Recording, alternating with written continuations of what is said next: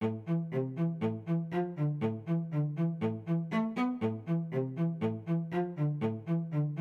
I first heard about Bitcoin, it seemed just like this very stupid magic internet money. I didn't really think it was very impressive at all. And I kept reading, and within a couple hours I became absolutely hooked. Was skeptical at first, didn't think it could possibly work, but have the skills to actually go in and look at it and convince myself that technically it was correct, that it could actually work. It was just an experiment to begin with, but I could see the potential with it. It's a fundamental innovation. That's how I think of it. Bitcoin is the most important invention, at least since the internet. Ask yourself, which is more important in your life, money or email? And I think most people will say money, so this is bigger than email. It's just incredibly novel and interesting solution to problems.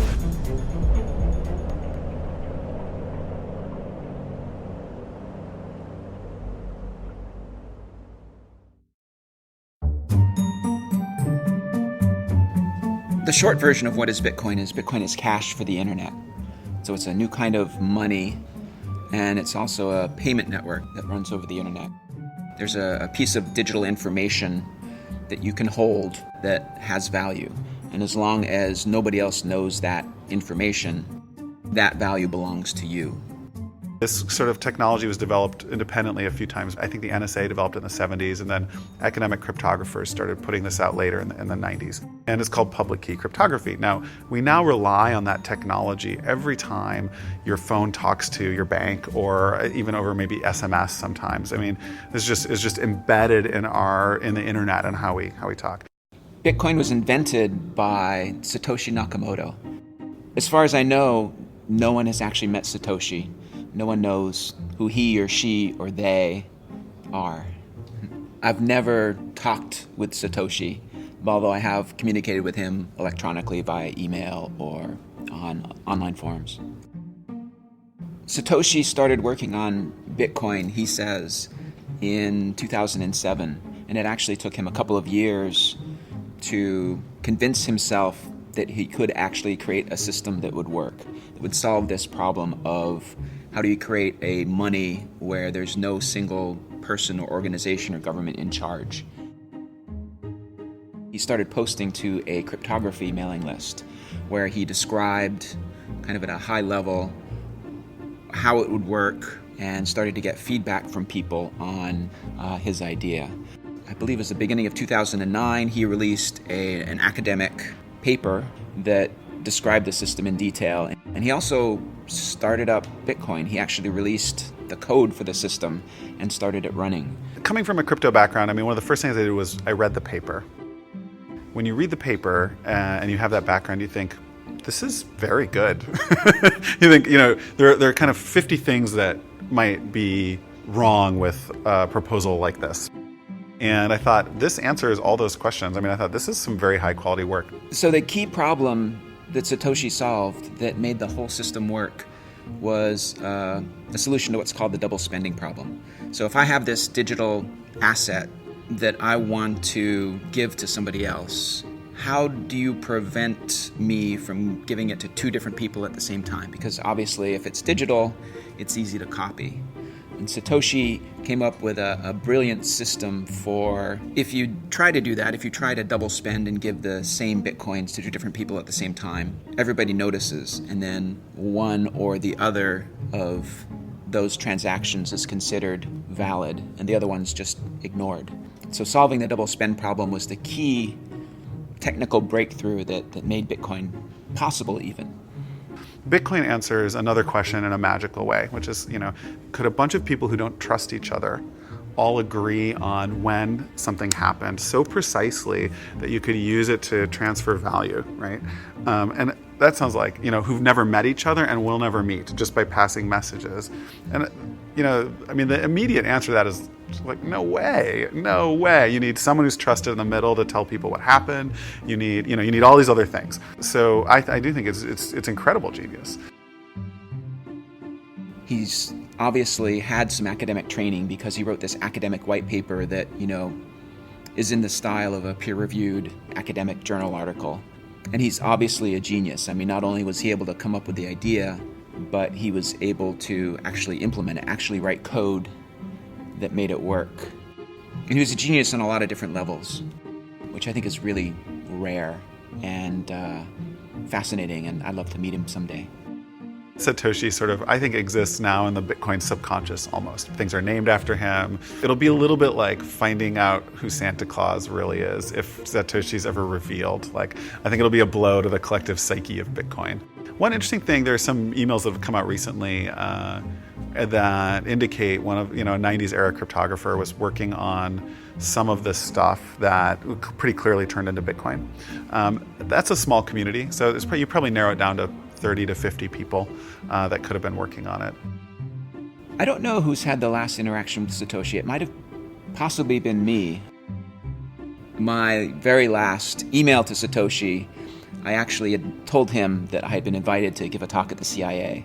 So he had already told me that he was going to step back. I don't know if me telling him that I was just going to visit the CIA was the reason I've never heard from him again, but I certainly think it didn't help.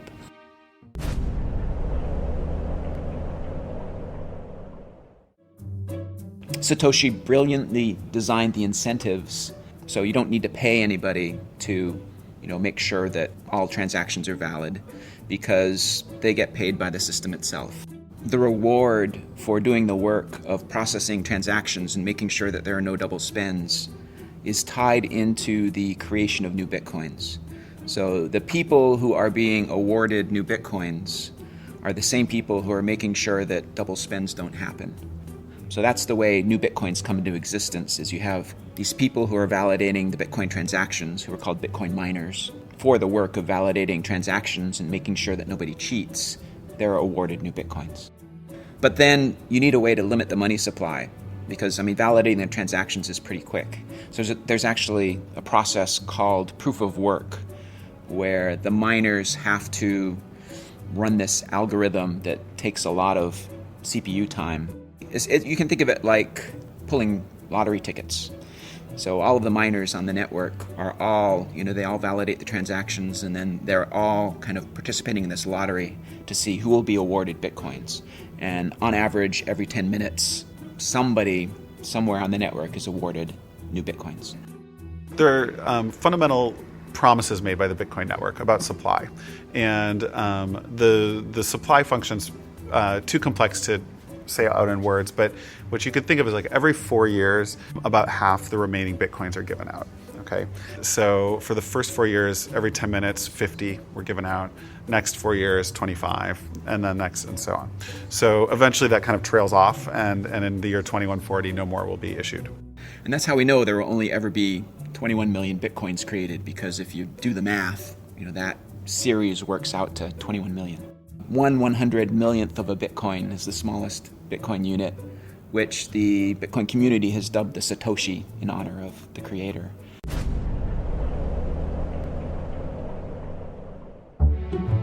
I got into it sort of the same way that a lot of the smart tech guys I know do, where they hear about it and it reminds them of something from like a science fiction novel that they read as a kid.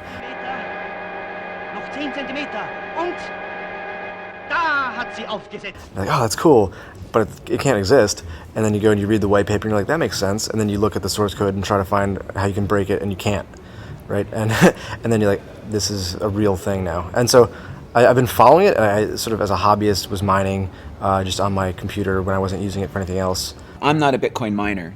I actually have, in the past, created a few Bitcoins. I ran the Bitcoin software on my laptop computer way back in, May of 2010, when not too many people knew about Bitcoin, and it was actually possible to create Bitcoins on an ordinary laptop computer. But when I did the math, I found out that, I was paying more in electricity to create the Bitcoins than the Bitcoins were worth. And so it made more sense, if I wanted to have some Bitcoins, to just buy them from somebody else, maybe somebody who lived in a place that had less expensive electricity than me. Okay, so there's a lot of altruism in the system. Very, very first miners wanted to help. Great, they think it's cool. They just think it's cool, whatever. You do a lot of things because you think they're cool. As soon as there's an exchange rate, miners are saying, like as I did in 2010, I have a lot of computers sitting around. They're already sucking power. I am happy to turn that into money. Like, who knows what I'll do with it? I can see I'm making money doing this. And that sort of spread mining. In 2010, you could mine with your home computer and make decent amount of Bitcoins, which today would be worth a lot. At the time, they weren't. So from the early days, there have been miners who use their computers to make money and love it. And then there have been speculators or people want to buy who are like, that is for wankers. Like, I'm just going to go lay my cash on the table and buy these. And I'll see what we'll do with them later. I like this plan. At the time, there were 7,200 Bitcoins issued a day. And, that was probably $350 worth. When the first exchange launched, was 5 cents or so was the first rates. So, you've got $50,000 to play with as an investor.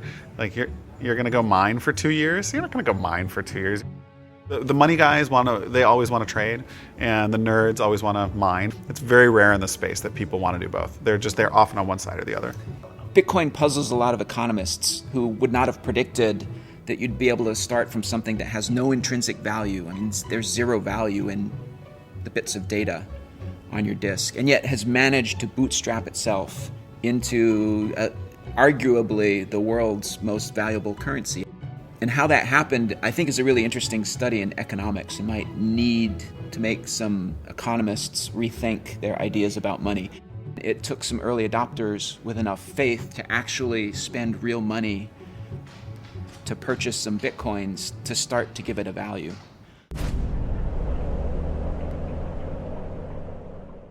The earliest adopters, at least that I knew of, who wanted Bitcoin were people who wanted something that was completely democratized, it was completely decentralized. They wanted something that was anonymous. They wanted something that was completely outside spending in the warfare welfare state. The early adopters of Bitcoin were really attracted to it as a very hard money.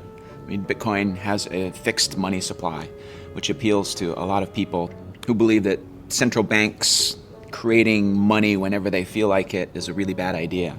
So I think you saw a lot of early adopters that were really attracted to Bitcoin for economic reasons.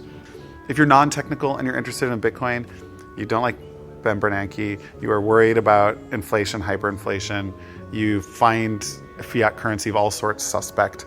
These are the folks that are non-technical that come first. So there are really three factors that drive interest in Bitcoin.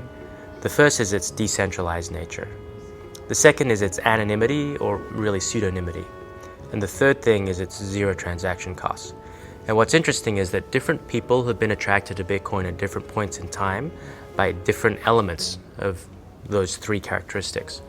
So the first early adopters of Bitcoin were attracted to its decentralized nature. And so there was a lot of people who had a political motivation behind it. They might have been libertarians. They didn't like the idea of a central governing body of their currency, and that was that kind of passion that was driven by some of these ideological grounds is what's necessary to get something from nothing to that first step, just to get a few people involved and to have some value created.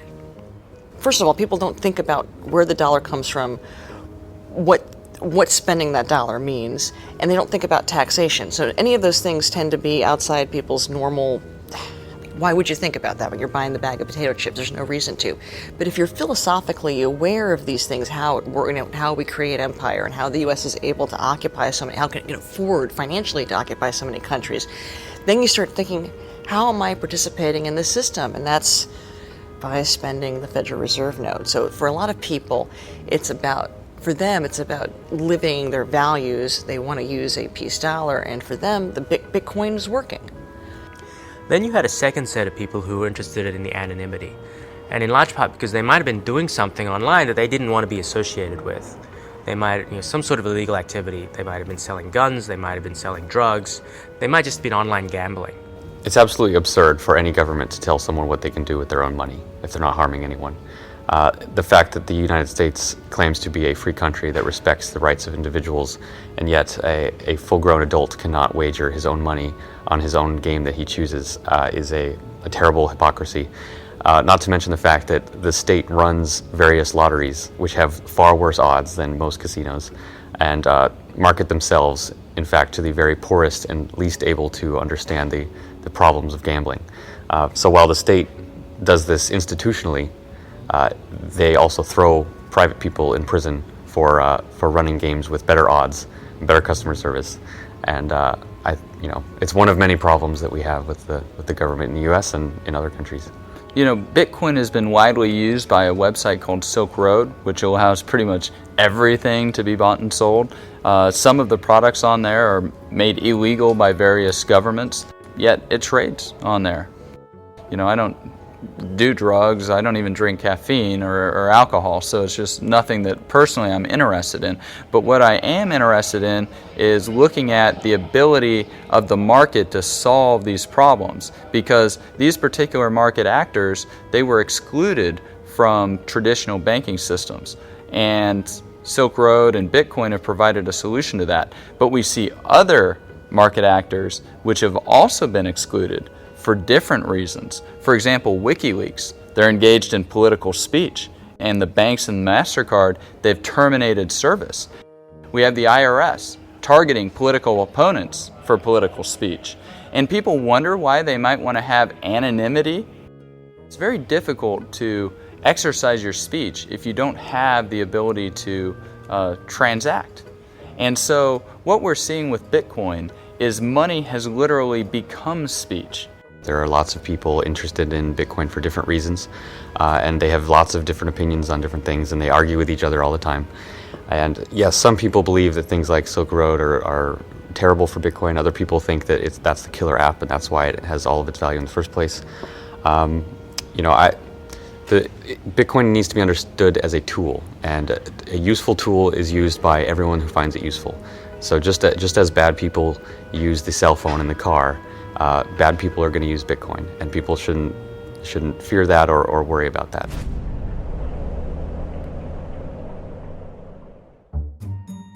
Now, the trouble with both of those groups of people is that they're just not that large. There aren't that many people who are passionate enough about their politics that they will adopt a new currency. And there aren't that many people breaking the law, in wholesale ways. But it's this transition to the third characteristic that's really interesting, because zero transaction cost has an appeal to everybody. Everybody would like to save money on transaction costs. It just takes costs out of the system. And because of that, it has much, much broader appeal. But what's interesting is that, and that's why I'm interested, right? That's why I'm interested in it. I think that, you've got an opportunity to revolutionize financial services. Tens of billions, hundreds of billions of market cap at risk. If that comes under pressure, then it's like squeezing a balloon. Market value has to be created somewhere else, ideally in these new companies. Coinbase, generally speaking, our goal is to make it easy for the average consumer and the average merchant to use Bitcoin. I think sort of the litmus test for all this is, can I feasibly present this to someone who hasn't seen it before, even my mom, and can she reasonably use it? That's sort of what we're trying to build towards. So whenever you get a new technology, there's always these predictable waves of companies. And the first wave is building the infrastructure that just makes the damn thing work, right? And right now, just to make Bitcoin work at all, you need exchanges to get money into Bitcoin, you need wallets to hold the Bitcoin, and you need payment processors to be able to spend the Bitcoin. So that's that infrastructure level. That's where we are today. You think about the average business that's accepting PayPal or credit card on the internet, they're paying roughly 2.7% to do that. And just even chopping that down to what a company like Coinbase offers at the moment, 1% costs is a significant cost saving. Let's say you're a 5% margin business. All of a sudden, if you're saving 2% on credit card processing costs, that's 40% to your bottom line, which is very non-negligible. Add in other things like a case like microtransactions, where maybe there's a prohibitive 20-cent base fee on a credit card. All of a sudden, you can now have a business model where it's pay 5 cents to read the rest of this article. So the biggest opportunity that I see right now is microtransactions. So if I want to pay somebody 5 cents online today, it's not possible. Because in a card not present transaction, if I'm trying to use my credit card, which I'm inevitably doing online, there's no other way, I can't pay cash, can't jam it into the computer, there's a minimum of a 30% charge plus 2% of the transaction. So if I'm trying to charge you 5 cents and it's going to cost me 30 cents to do it, I can't do it. So if you remember the earthquake in Haiti a little while ago, Red Cross had this great campaign. You could text to send $1. That was a one-off thing. You haven't seen that again. And the reason was because in that one instance, everybody waived their fees. But in general, you have the same problem. If you want to send somebody $1, donate $1 to a charity, 30-something cents of that is going to go just to the payment processing, which means only 70% of your donation actually goes to the charity that you intended to give it to. That's not a very good way to do things. With Bitcoin, because the transaction costs go to zero, because there are no minimums. You can have people giving $1, $2, 25 cents, and all of that money will go to the charity. So there are lots of these use cases that can become these vertical applications that sit on top of the infrastructure, and that's how new technologies emerge in financial services.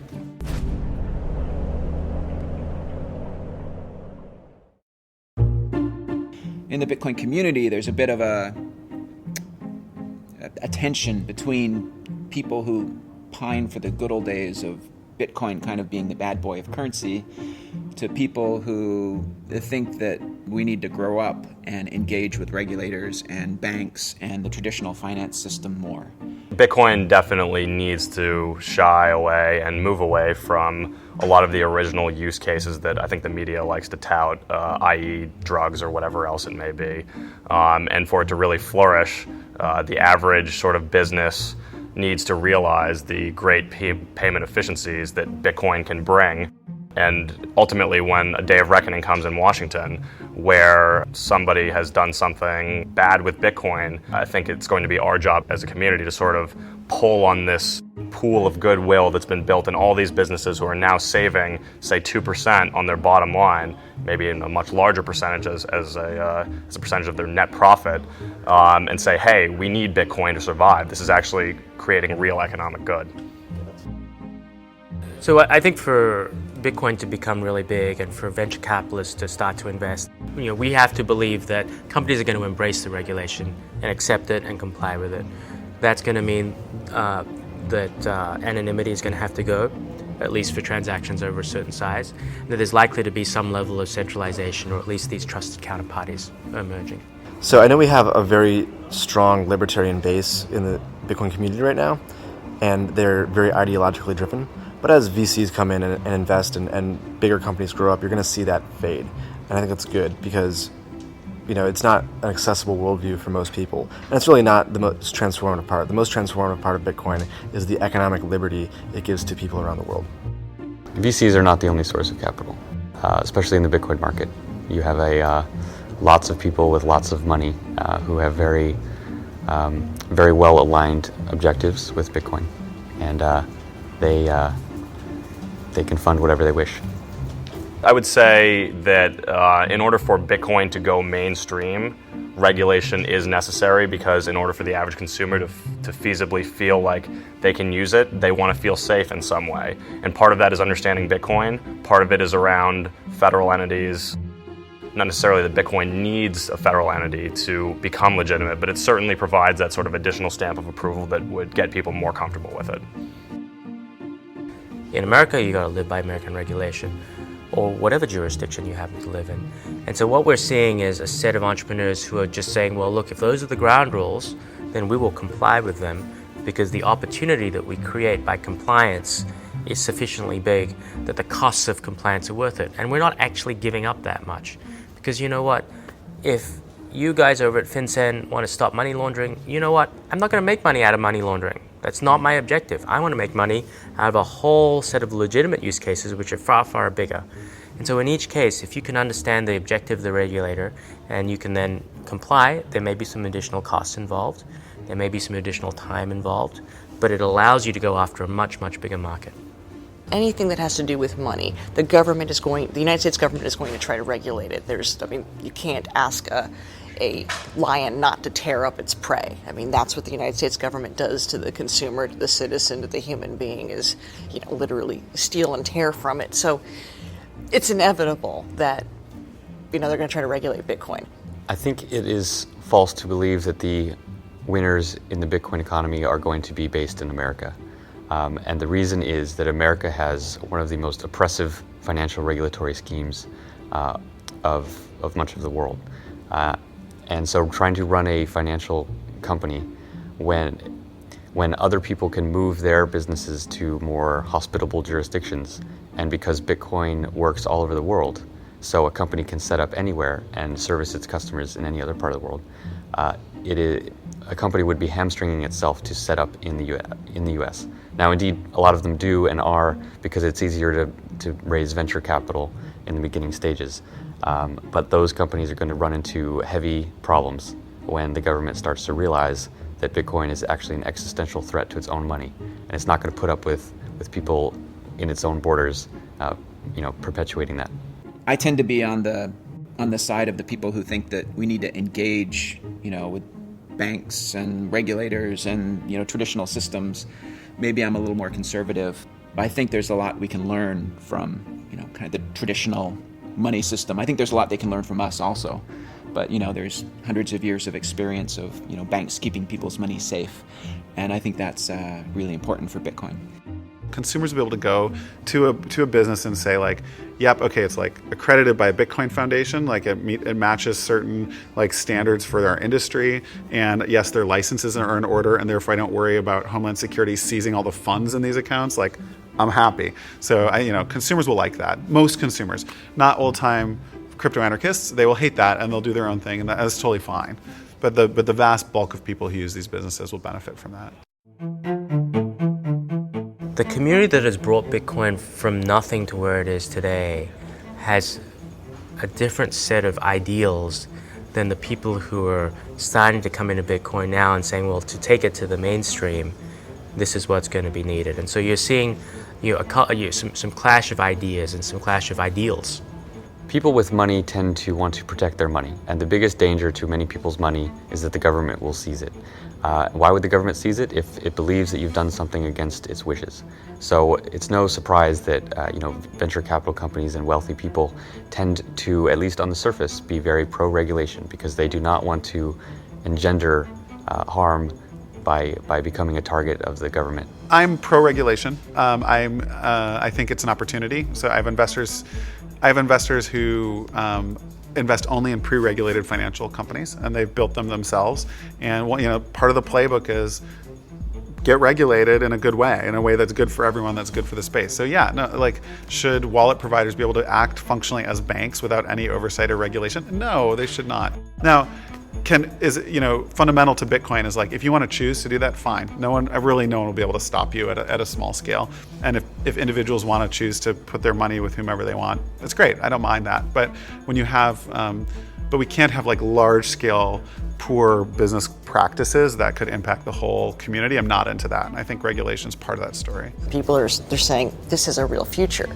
So that instinct that they have to want to do something that ridiculous is regulate the currency suggests that people know that this is here to stay and that there's big money. But as in people, and there's been a lot of debate about this among anarchists, and I see this debating this back and forth yesterday on Twitter, is that one of the points of Bitcoin is that it's not regulated, it's not centralized, and it can be completely anonymous. People don't have to know what you're doing in your most intimate areas of your life if you can use Bitcoin. The regulation that a lot of these people are welcoming, of course, it's going to dampen a lot of the enthusiasm about Bitcoin and could potentially hurt it. Coming from this with personal sentiments as a crypto anarchist, Bitcoin's just amazingly awesome because it massively changes the rules of the game. Anyone can send any amount of money to anyone, anywhere, at any time. Can't be seized or confiscated or frozen in any way. But I also realize that no great amount of wealth is going to be created except with the permission of the government. And along that role, as an investor, venture capitalist type, I have a fiduciary duty. And so, as a result, I want to know the rules that my investments and the founders of those companies need to play by. Because now I know that my founder can act in a certain way and he's not going to end up in jail, and the investment's not going to get seized in the company, and that's not going to hurt my investment. So it is kind of paradoxical in a way, but I think overall it's going to help legitimize Bitcoin and bring it into much more mainstream transactions. Companies that are involved in Bitcoin can be regulated, but the underlying core system, the technology, it is beyond the reach of any regulatory scheme, just by nature of it being based on cryptography and mathematics and peer-to-peer networks. So it's really, there's nothing much that a government can do except to try not to cause more damage. We'll see how this plays out. It's going to be very interesting. It doesn't matter whether the government wants to regulate it or not. Ultimately, there'll be another form of Bitcoin or something else the next day. It makes no difference. This is something they can't control, and it's the future. Why fight it?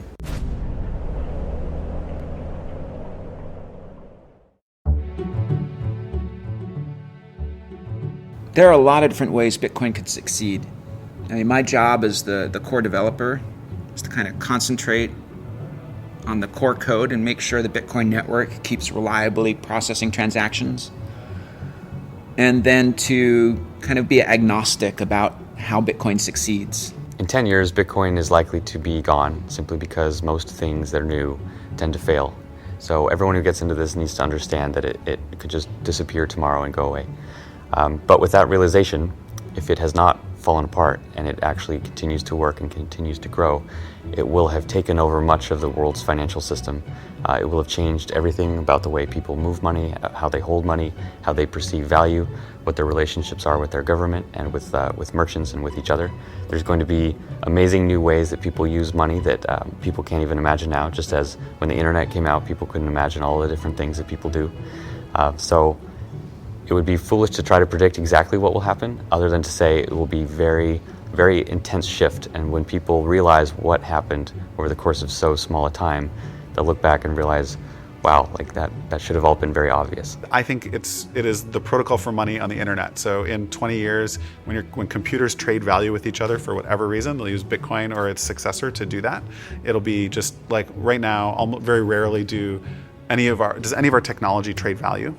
But in 20 or 30 years, it'll happen all the time. You'll log on and you'll be able to pay a little more for faster internet.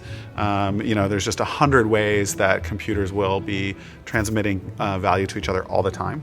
So and they'll use Bitcoin for that. If it does take off, I suspect that it will become invisible to consumers. And in the same way that people don't think about payment systems in general, Bitcoin will be invisible and transparent to them, and so they'll just know that they can pay to pay a penny to read an article on their tablet, and they won't even be thinking about it as Bitcoin, because Bitcoin will all be invisible to them in the background. It's going to be an infrastructure system. I think we're going to go through a phase where there's more centralization because there's kind of a natural monopoly that will happen with exchanges. But then I believe that eventually we're going to grow out of that, and the Bitcoin economy will sustain itself. And there's really very little friction, because it's really designed to be this decentralized peer-to-peer currency. And, I have no special ability to predict the future, so I might be wrong. While Bitcoin has the potential to be a subversive currency, and I do applaud that, it also can be strictly bourgeois.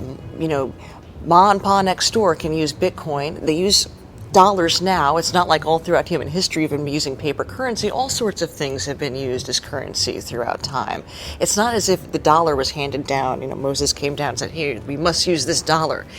We just have to open up the doors of the way people think about money. I do think that this new era of math-based currencies will find whatever the problem was with Bitcoin and will patch it, perhaps in a Litecoin or Bitcoin 2.0. We'll find a way to continue to serve the market needs and what the market demands. I think Bitcoin will grow to something where maybe 5% of people's wealth will be held in Bitcoin, and hopefully it represents the working capital that a lot of businesses use to enter and not have to leave this frictionless payment world. That doesn't mean 100% of your assets have to be in it, but whatever sort of lubricates the transactions that you're doing on a daily basis as a business. Bitcoin might succeed someplace else in the world. Maybe a country like Zimbabwe that recently saw hyperinflation. Maybe they'll decide, instead of using the US dollar as our currency, which they're doing now, maybe a cryptocurrency like Bitcoin would make sense as their national currency. That's a possibility. I don't know what's going to happen. My job is to concentrate on making it possible so any of those great things can happen. And I think it's going to be really interesting in the next 5 years to see what does happen. Hopefully they'll appreciate the risks that we're taking to make it happen in the early days, because most people just laugh at it right now.